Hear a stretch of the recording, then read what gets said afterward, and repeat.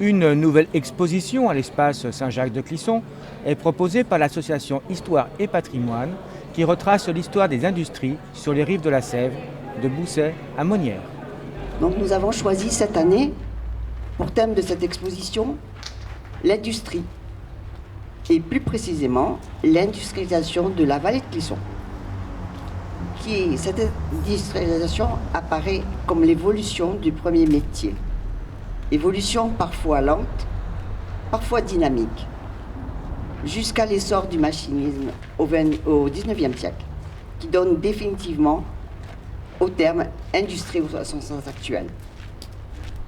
Pour permettre la compréhension de ce processus, l'exposition pouvait emprunter plusieurs voies.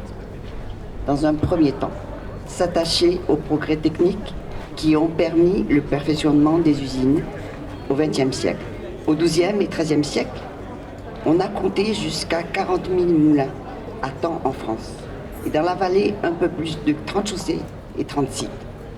Alors cette année, effectivement, l'association Histoire et Patrimoine a décidé de s'attacher à ce qui fait partie de l'identité du vignoble nantais, de l'identité finalement du pays de Sèvres et Maine, cette rivière de la Sèvre à travers son activité industrielle. Mais également richesse en termes de lien social, car de nombreuses familles ont ainsi vécu donc du travail, de leur labeur grâce à la présence de ces entreprises. Et enfin une richesse patrimoniale au sens architectural du terme, puisqu'on remarque qu'à travers ces moulins du Moyen-Âge pour la plupart, on part d'une architecture traditionnelle un petit peu plus tard de style militaire, pour ensuite progressivement s'italianiser, si le verbe existe, je ne sais pas, mais en tout cas, il y a cette architecture italianisante que l'on retrouve autour de Clisson et qui marque un certain nombre également d'industries du site de la Sèvre nantaise.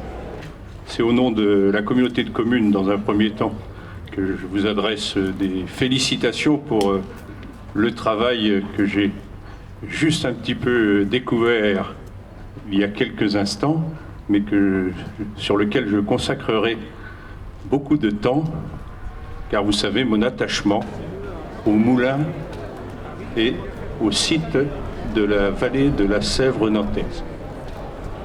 Par ailleurs, dans le cadre de mes autres attributions au syndicat du SCOT et du Pays du Vignoble nantais, je suis en charge de la labellisation du Pays du Vignoble nantais en pays d'art et d'histoire.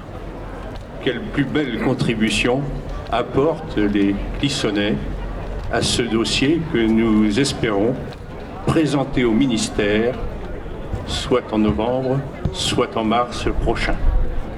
Le travail réalisé, le dossier préparé, j'ai aperçu la production écrite, sera certainement une des pierres de l'édifice que nous voulons construire avec tous les habitants du vignoble nantais.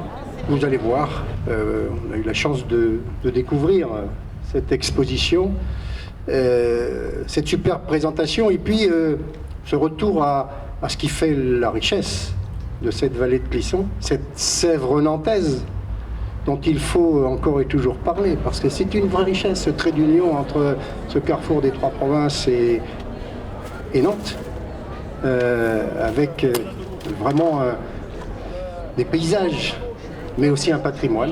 Ce patrimoine que vous avez parfaitement mis en valeur et expliqué avec ces chaussées. Ces chaussées, M. Guiraud, tout à l'heure, me disait, mais pourquoi on n'utiliserait pas ça pour faire de l'électricité? Alors, ça c'est autre chose. Mais, après tout, les choses évoluent tellement. L'exposition est visible du 23 juillet au 19 septembre, du mercredi au dimanche.